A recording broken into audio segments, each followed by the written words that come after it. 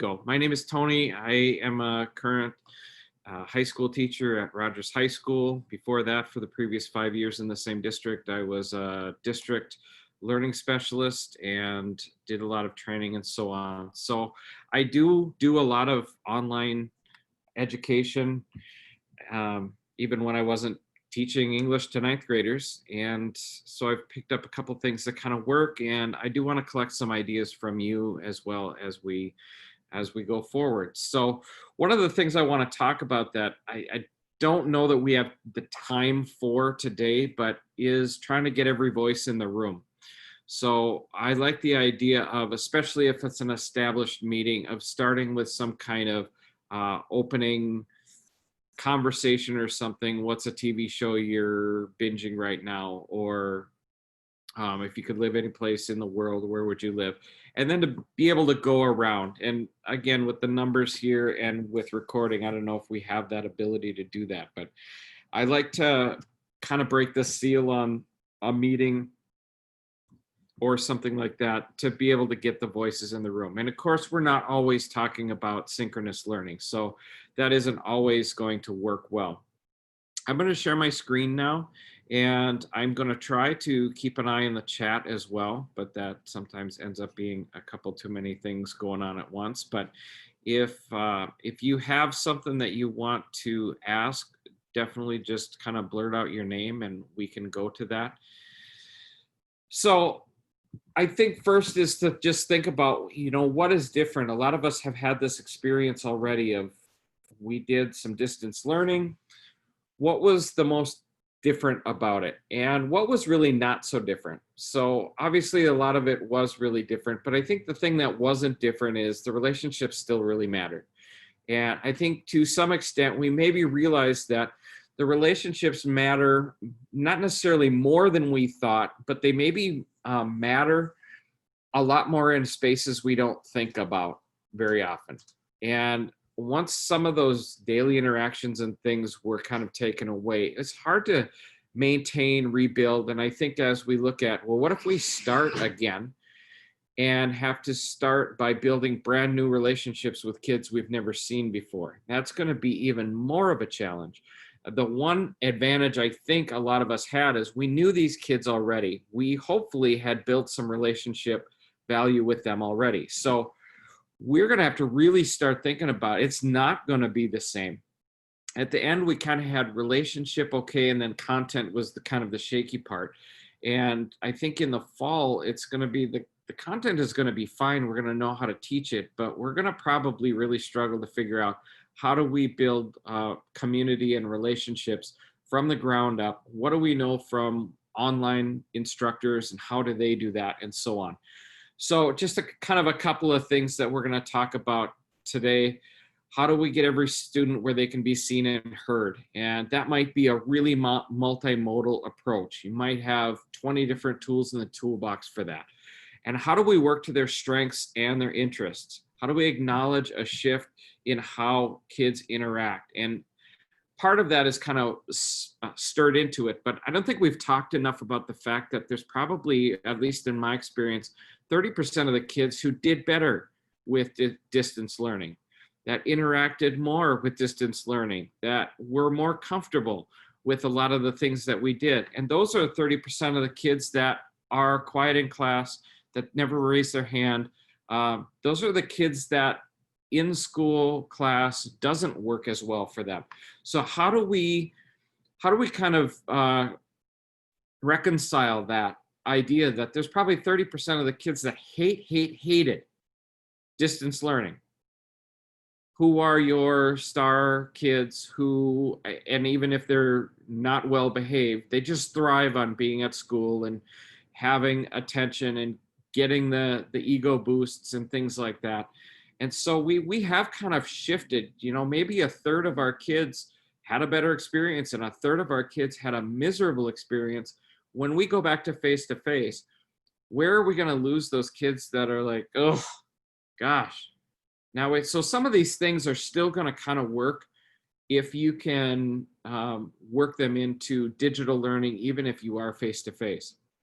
And I think one of the biggest parts kind of filled into this is, how do we express care? how do the kids get the feeling that somebody actually cares about them when we're not really there to have that interaction? So I'm going to have you jump on this Padlet, and I just want us to kind of brainstorm for maybe 5 minutes and just jot down ideas as quickly as you can, but specific things as you think about the last time you had regular classes with kids. What are some of the non-direct instruction interactions you have with students? So in other words, the non-academic, or at least explicitly academic interactions you have with students in hallways, in the moments before class starts, when things are kind of shuffling around, transitions, when the kid comes up to you and asks you a question, the in-betweens, when at the end of class, when the kid hangs out behind everybody else, and then in your extracurricular settings, in the community and so on. If you can go to that slide and click on this Padlet and just jot down as quick as you can, just some of the ways that you interact with students in a face-to-face, in a typical traditional way that kind of fits outside of the explicitly academic area. And Tony, I can't get on, I don't know if I can get on the Padlet. Can I? I don't know if I can get on it.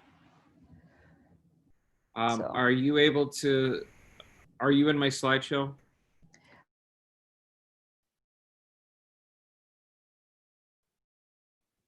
Do you make a copy of your slideshow? Nope, you shouldn't need to make a copy. It should be linked. I just posted a link in the chat. Yep. There's a link in the chat. Feel free to use that. I can be your moderator. Thank you.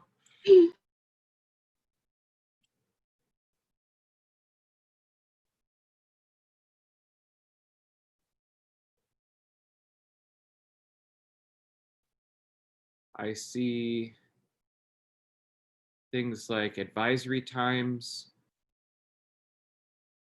Yep, what are you doing this weekend? Good. Oh yeah, and I run concessions and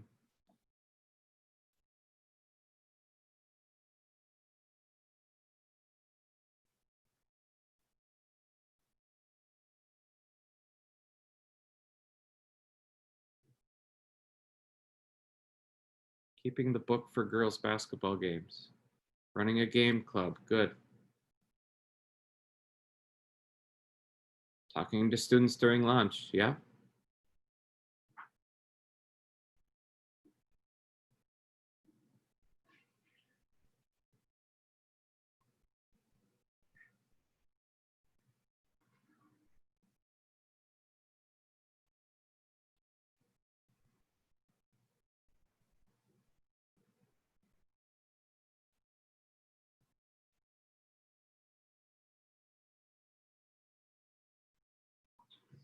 Restroom supervision.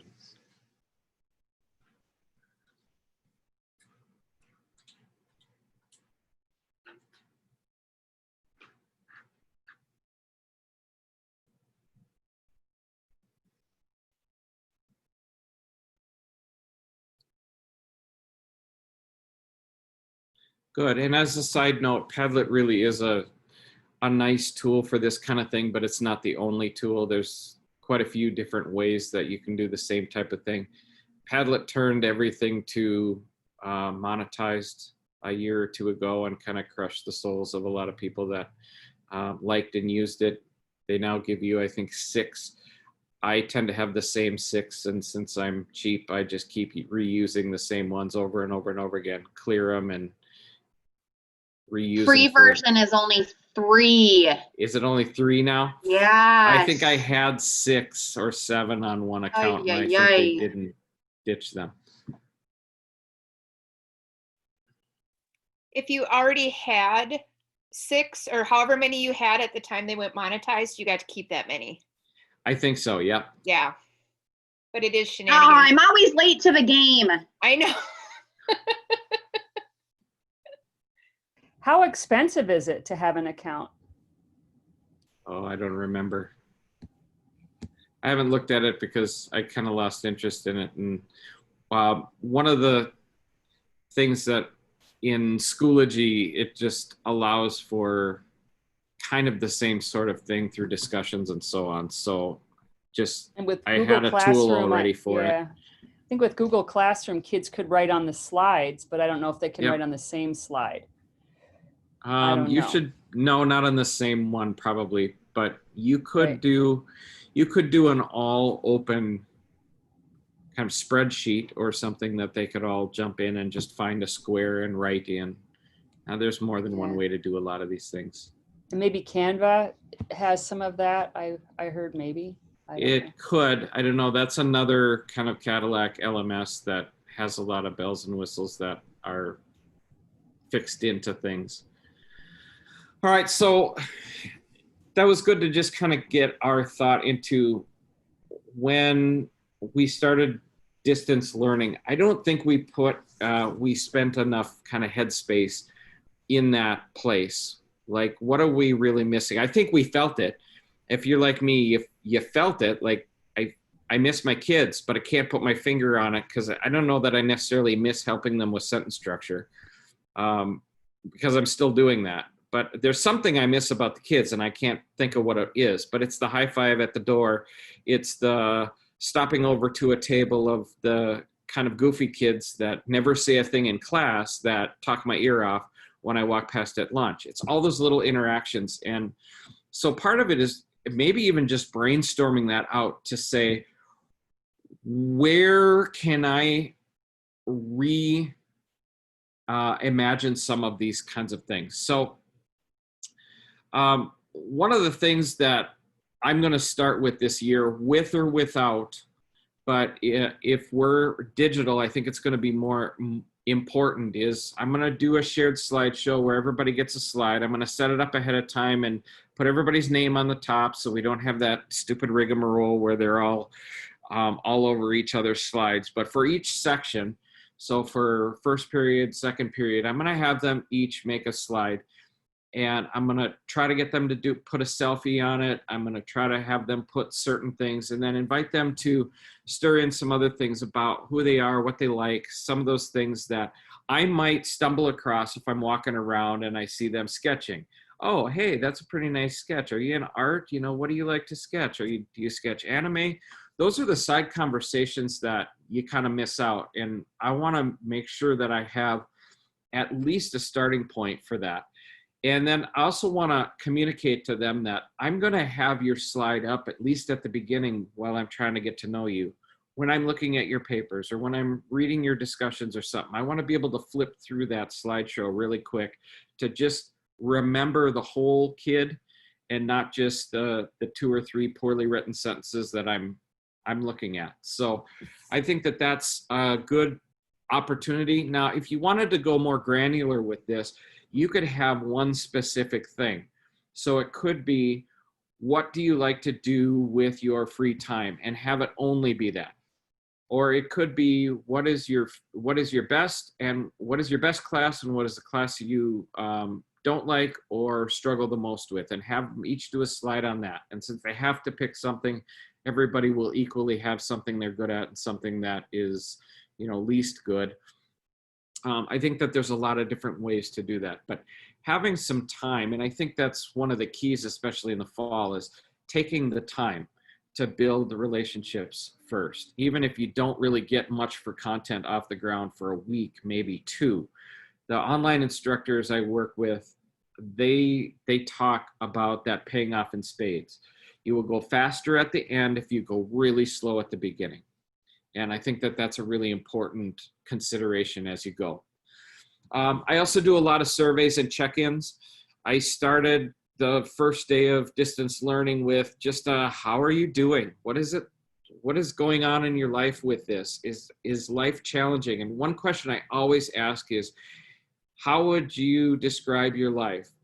Pretty smooth, ups and downs, or sometimes challenging? And I don't want to get too deep in the weeds, but I also kind of let them know that if it's more than just really challenging, please tell me if you need to know where to get help and support, through the school system. But I think it is kind of helpful to know, do they self-evaluate their life as complicated? And I let them just kind of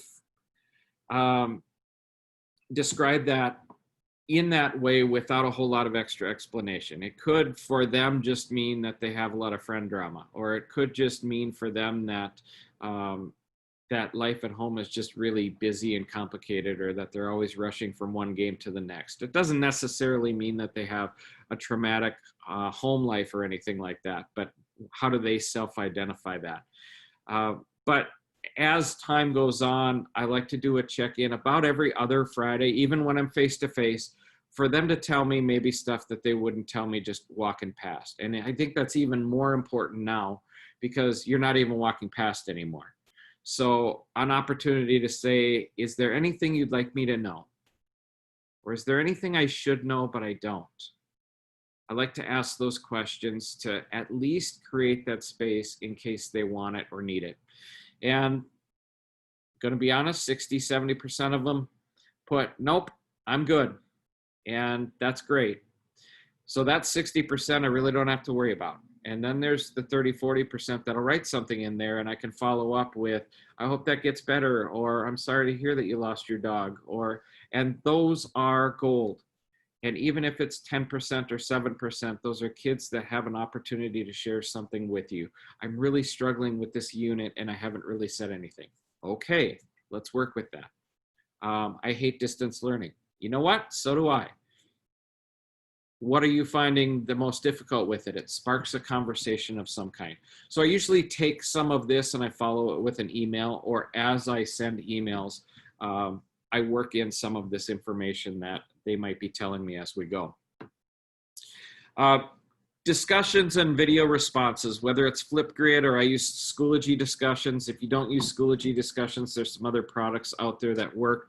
Google Classroom, I think if you just post a question, you can get answers. There's something called back channel chat that I don't know how far you can get for free.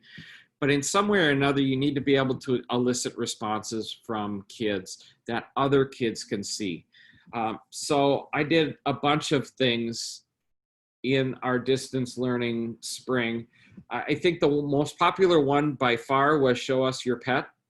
And that was such a dumb kind of offhand kind of thing. And I got more responses for that, and more responses to responses where kids were making responses to other people's pets. And I only set it at, I think, 15 seconds. So they just made a real quick, hi, this is, you know, Scout, and he's naughty.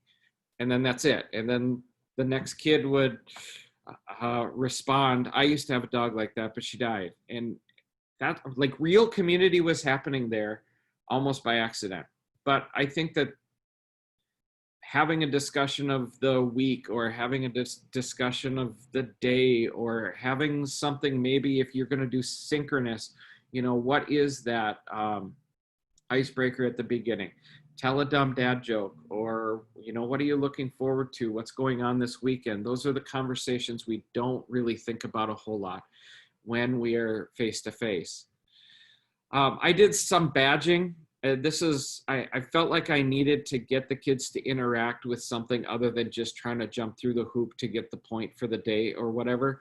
And so I worked in a bunch of these, and I would say out of my 150 kids, there was maybe 30 to 40 that interacted with this. But I think for those 30 and 40, as I looked at the kids that were interacting with it, they were the kids that probably were having the hardest time with distance learning. They were kids that were not hyper social kind of kids at school, or they were the kid that only gets socialization from the adults in the building. So think about your kids that are the first to class so that they can have a couple minutes to talk to you because their peers don't talk to them.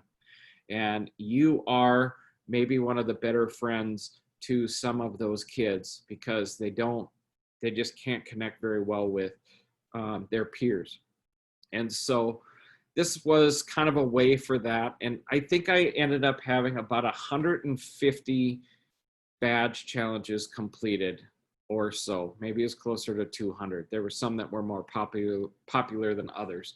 But it was just a little, hey, this one you have to share a quarantine meme that you've seen. Okay, you get a badge. And Schoology has this cooked in, but again, if you like the idea, it doesn't have to be super complicated. It could be a spreadsheet with X's. where you just say what thing is what. And if they told me about something that they were reading, just what are you reading or what have you read recently? We didn't have it assigned, but kids read. Yay, I get something for that. But if they said, you know what, I don't really like to read very much, but I've been into comic books lately and I've been reading a lot of Deadpools. English teachers love to hear that kind of stuff. Zoom and Google Meets for fun. I was asking my daughter, what did your teachers do that kind of built that community? And I heard from her and also from some of the other students that just the teachers that just had open Zoom meets just for dumb stuff, for fun. And she said, my teacher just sat and talked about her kid for a while, and we got to look at her cute little kid. And I think that there's a way to make this work with synchronous or asynchronous, and it could even be extension of your classroom. And I think as we kind of go forward, where are we missing out? Where are they missing out on Anime Club? Where are they missing out with that teacher that they always talk about the Vikings or the Twins or whatever? Where are they missing out on the teacher that loves to go hunt or fish, and that's the connection that they usually make? And other kids who are into that kind of stuff. And maybe it's an open kind of thing. Hey, we're going to have an open forum this week. What should we talk about? Hey, do we have any interest in talking about, whatever, the new movie coming out or something? So I think that that's worthwhile time to do, even if it takes up a whole class where you feel like you should have taught something. I think that it's worth it because you will get that back in spades later on. I have the guy that teaches right next to me. We have our royal time, which is like intervention time, and some of the teachers can do things that are more enrichment.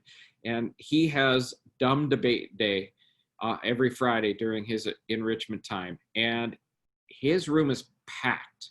And he's been doing it. The kids wouldn't let him not do it. He did that via Zoom after distance learning started, just kind of during a time block that wasn't set up for anything else. And he had a lot of people show up for it because they were just kind of used to dumb debate day. And it was, would you rather this or would you rather that? And so I think those are just the ways to remember that for most kids, some part of school is pretty fun. Not every part of school is pretty fun, but some part is pretty fun. And for some kids, they can't wait for dumb debate day on Friday, so they slog through algebra. And we need to find ways to recreate that. Personal feedback, I think, is really important. In my realm, when they're working on writing or whatever, I like to pop into their documents. And of course, I can't do 150 in one day, but I can kind of bounce through almost like a random audit and just pop in and look to see, oh, hey, that introduction is really coming along. Good job. And I try to keep those nearly 100% positive. Just like if I was walking around and touching them on the shoulder and saying, hey, you got really far this hour. And I think also you think about your IEP kids. What are they working on? Where can you give them support on the thing that they specifically are working on? So if they have written language as part of their IEP, I see that you got 3 sentences done yesterday. Keep it up. See if you can get 1 more for tomorrow. That kind of thing. And you can really, as you get good at it, in maybe an hour's worth of work, you can probably interact with 15 to 20 kids.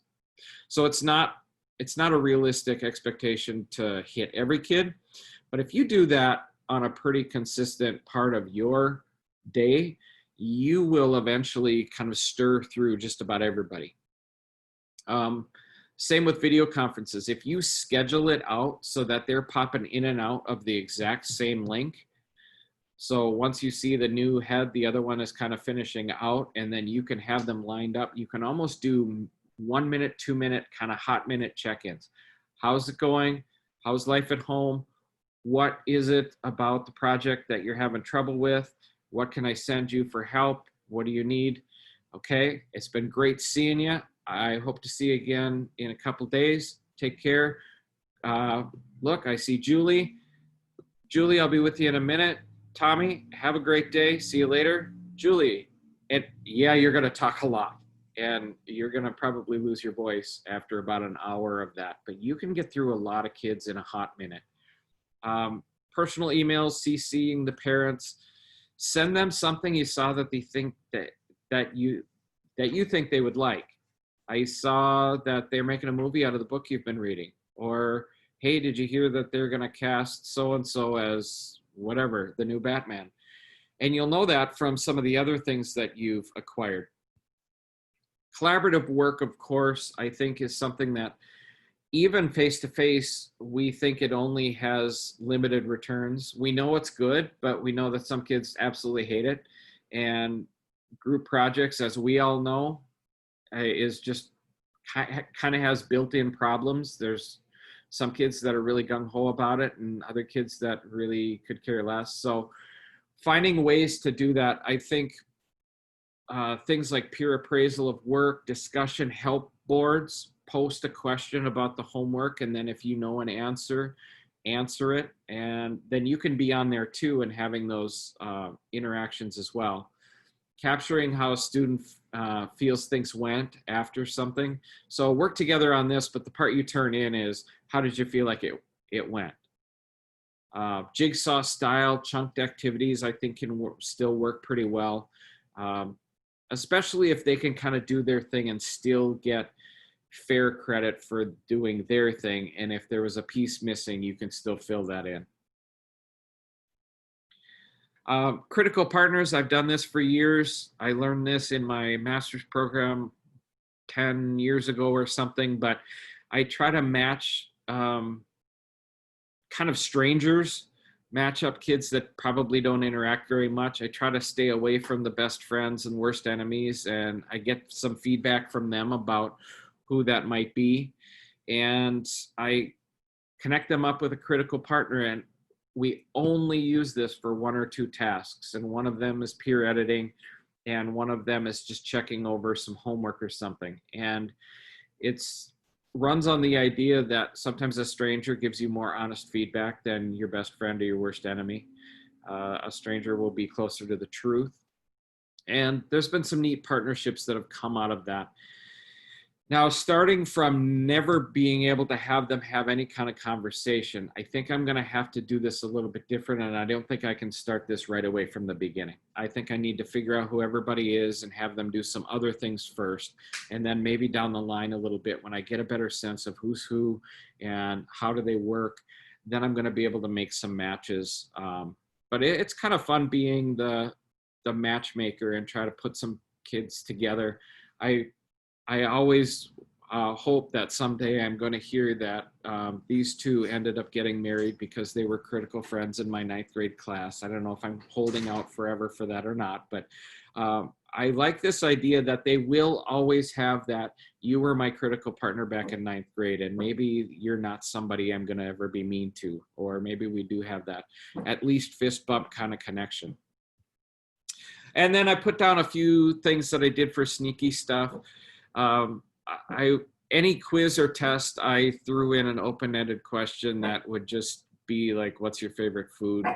Or what restaurant do you miss going to? Or something like that. Just to kind of remind them that, yep, both sides of this quiz still have human beings, people on them. Or even just writing something kind of nice in the quiz that says, okay, take a break, take a deep breath, grab a Mountain Dew if you need to. I'm sure you're doing fine. Try not to panic. Maybe those things I might have even said, especially to a kid that really needed it while they were taking a test or a quiz or something like that. Hiding Easter eggs in my Schoology course. I did that a lot. I would hot link certain words, and if they happened to click on it, it would take them to a funny video, or it would take them to a meme, or it would pop up a picture or something like that. And again, it doesn't work for every kid, but that one kid it does work for, a lot of the other things might not. So you just kind of never know where these little things, I was Rick-rolling kids for a while. Every time there was the word roll in chapter 17 of To Kill a Mockingbird, I had it linked so it would click the Never Gonna Give You Up, Rick Springfield. And the one kid on his response said, this was the dumbest chapter, but why the heck did you Rick-roll us? And I gave no answer whatsoever, But for that kid, he was probably talking about that to his buddies, like, did you get rickrolled by Von Bay? But I've seen other things like have just a dumb hat that you're wearing in your videos, but never make any mention of it, and maybe switch that up every once in a while. I've had people put stupid jokes on the whiteboard behind them while they do videos, have little stuffed animals in the background that the kids can kind of see and point out who's with them. Challenges that are difficult enough, they might have to ask their friends for help. That's kind of sneaky, the impossible challenge. You can ask anybody if you want to have help, but work through this. And I think part of it is just remembering that it's important. It's an important course and you have important business to do, but it's also important to remember that there's still human beings involved, and we need a break in the action a little bit. We need that interaction. As I was, hearing from that one kid that got a kick out of getting rickrolled, that was enough to make me smile. And that was filling my cup a little bit as well. So I'm going to have you brainstorm with me for the remaining 7 or so minutes, another Padlet. And if somebody wants to open it and paste it into the comments. All right. Thank you. Already there. Hey, you're wonderful.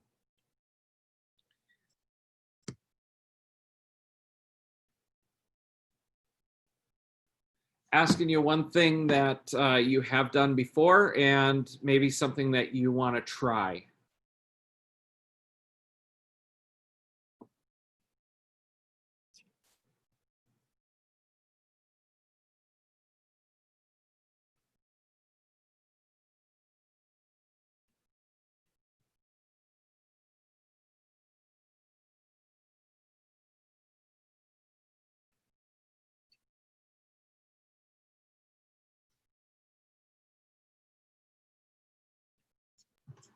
While we're sitting here typing, so going back to the badging, I Yeah. know you said you were a Schoology user. Yep. We're a Google Classroom. Do you know if Google Classroom has it? And Google is it Classroom. really, I'm sorry? Google Classroom does not have it. You would probably have to devise it yourself through one of the Google Docs, and then you'd be able to share that out through Google Classroom. Okay. There used to be a site, and I'm almost certain I looked at it last time and it had folded, but there was one called Class Badges. And maybe I can take a look here for a second while you guys are typing and see if I can find it, but I'm pretty sure that one died, which I hate. Doing there's good stuff out there and then they just plain pull the plug on it. But Yeah, I'm at the point where there's all of these great ideas, and I had mentioned in the chat, we're not a one-to-one school. We do not use technology when we're in person. So our students are just really overwhelmed. We did provide devices to students who needed them. So, I mean, technically, I guess we kind of are one-to-one, but it's not district provided. So I'm just trying not to overbear my students with too many different things, because we're a 7 class period day. So if I am one teacher and I'm bringing out 1 or 2 new things, I mean, 7 different teachers could be doing it. That could be 7 or 14 different things that they're having to do. So I'm just trying to keep it just plain and simple, but and that's where I'm frustrated with Padlet too, because they're used to we have the same struggles, and our kids won't even have a device on their own, and now they want us to do synchronous classes, and it's like, not every kid in that family, we have big families, it's the city, right in North Minneapolis, and not every kid's going to have a computer for them to be in the class in a timely manner, plus they're going to be watching their younger siblings. I don't see how that's going to work. I'm trying to stay optimistic, but honestly, since our principal mentioned that, I'm getting more depressed, and we only have Google Classroom and there's no extra money for anything. So I am very concerned that it will be similar to what it was in the spring, plus no relationship. So I'm trying to stay optimistic. I love the idea of doing the slides and everything. I think kids will be a little more on board, but I am really worried about our kids again. Just need to And I say think that. to that point, if nothing else, figure out what your bread and butter applications are. And I think for most districts, for sure, you can rely on anything in the Google suite, slides, spreadsheets, docs. And if you know how to use one, you kind of know already how to use a couple of the others. So that might be the safe play on some of that. Is a lot of what went through here could be done just with Google Docs, slides, or spreadsheets.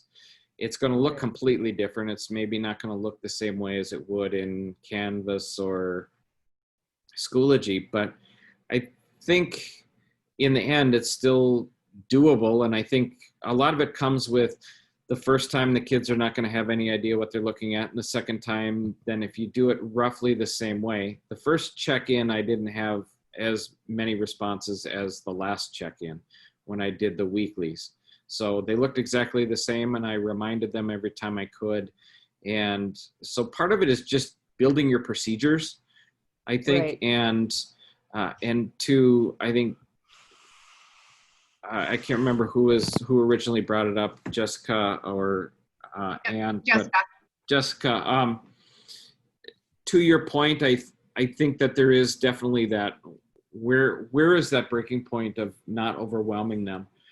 But I think, or at least I would caution that sometimes things look really overwhelming on the creator side, when I think if it just ends up being a link on their end, it maybe isn't quite as overpowering as it sounds like it would be if you have a one-stop place where they can always look for a link that goes to something we're going to do today. To click a link is to click a link. It may Right. feel really overwhelming on our end because we have to know, all these tools that we're maybe going to be using. So I think there really is something to streamlining that. But if you did use Padlet on their end, that's just a link to something every once in a while. Right. Well, and I think also what we have to remember is, fortunately in Minnesota here, we were given 2 weeks to prepare. Other states, it was literally like, it's a teacher work day tomorrow and you're starting your online distance crisis, whatever the state called it, you're starting it in 2 days. But at the same time, it was only 2 weeks. Some schools had 3 weeks because of spring break as well. But we were a 2-weeker. But now, so we've got the announcement coming tomorrow. And for all we know, we can be told each school district can decide on their own. So it's not really much of a decision, but that could be a decision. It could be you've got to be face-to-face. It could be we're distance. It could be hybrid, so whatever it is. But we've got time, and we've got time to let our emotions kind of sink in. In the spring, we didn't have that. And in the spring, there was just so much anxiety that I think, it just kind of made people unwilling to try things. It had a negative tone already. So I think as teachers, we just have to remember to be positive with whatever decision is being made. And we have to roll with the punches and go with it. And I think then now in the fall, people are going to be more willing to try things. And because you know what, this is the way it's going to be. So we'll be able to throw more content out. We'll be able to throw more applications and stuff out, just because of where we're at right now versus where we are at in the spring. I think so too. And then to add on to that, or as a side note to that, is we have to also kind of become tone deaf to the fact that there's going to be loud voices out in the community that are going to be very disheartening. And I made the mistake of reading some Star Tribune comments this morning, and there was a whole thread on, do the teachers really expect to get paid if they're sitting on their arses at home every day? At least our property taxes will go down, because obviously, like, there's a real conversation out there that believes that they were talking about Minneapolis teachers, but that you won't have to spend as much on teachers anymore because they don't teach. And some of the parents have a mindset that they are doing all the work and the teacher isn't doing anything. And I think we all kind of understand the reality that doesn't need to be said, but there's going to be really negative noise if we start online, because the families all in their different places are really hoping to get back to something resembling normal, I think, for the most part. And then there's going to be other families that are just relieved, completely relieved, because of, they didn't want to send their kids into a petri dish, and they do have concerns about health and so on. And I think very clearly, to Jessica's point, we're just going to have to do the best thing we know how to do, and stick with it, and stay committed to that, and make sure that we remember that we really work for kids.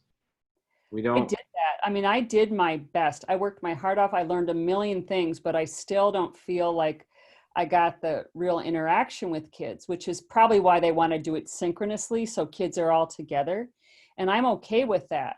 But like you said, Tony, I'll be working 10 to 12-hour days. And if we do that, and I just want to make sure administrators know that there'll be a pretty high burnout rate for parents with kids. I don't have kids at home, but I am 60, so I'm relieved to not be going back in the classroom. I mean, Minneapolis is kind of, pretty much decided that we're not going to start in the classroom, at least if the superintendent has his way.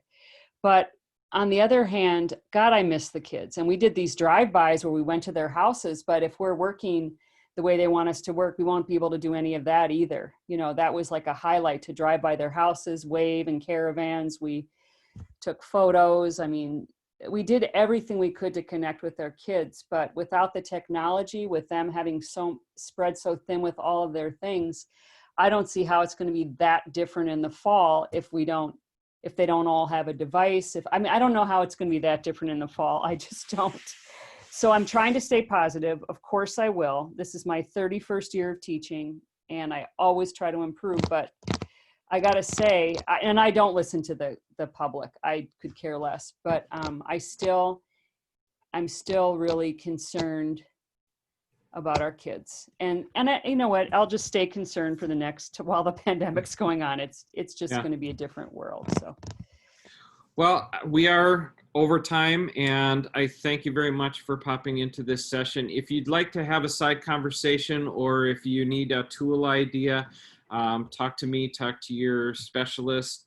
I'm glad somebody put Wakelet. I forgot about that, but I've heard that being used a couple different places. There is some tools out there if there's something you specifically want to do. But I wish you all the best of luck. I know you're going to be wonderful. We're all professionals. We're going to get it done. We work for kids. So have a great day.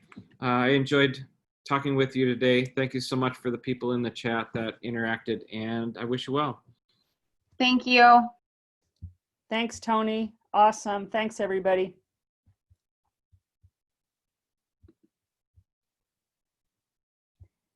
Hi, LaToya.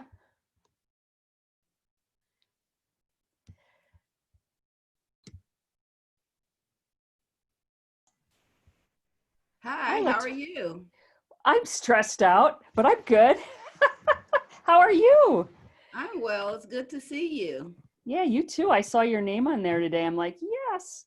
Sharon's in this training too. I haven't seen her personally, but she's in the training as well. Okay, we should connect and share ideas. Yeah, I really do want, and we will. And I know when we go, I know Nafisa's fabulous with helping with ideas. I know I'll get support. I'm just feeling overwhelmed when I saw that synchronous learning thing. I'm like, yeah, that'll be hard for me to give feedback on all the work and do that. That's what I'm concerned about. Did you see that email from Yusuf? Yes and no. Okay. I saw it, but I didn't really internalize it, so it's okay. Okay. But I'm going to create everything online, asynchronistic, and then try to build in those. And then if kids do show up together, that's fabulous. We can have discussions, we can do whatever. But I just can't imagine our kids being able to get to each class every day on time at home. Can you see that happening? If it's required, we all do what's required. It would be like what they do with the elementary students. They have it in real time, so it's doable. high school. If they have the computers, it's doable, right? Like if they have enough computers. Well, most of the each students kid. should have them by now from They- summer school or fall. No, they didn't. They have one per house. They didn't always have one per kid. Kid. Meh, we'll figure. Yeah, that. I need to leave this session, and Yeah, I'm you go, afraid I'm going to Tony, but bounce thank it you. closed for you two, but hey, it Okay. was enjoyable Well- hearing from you. We'll be talking again, Latoya. Okay, bye-bye. All right, bye-bye. See you. Bye-bye.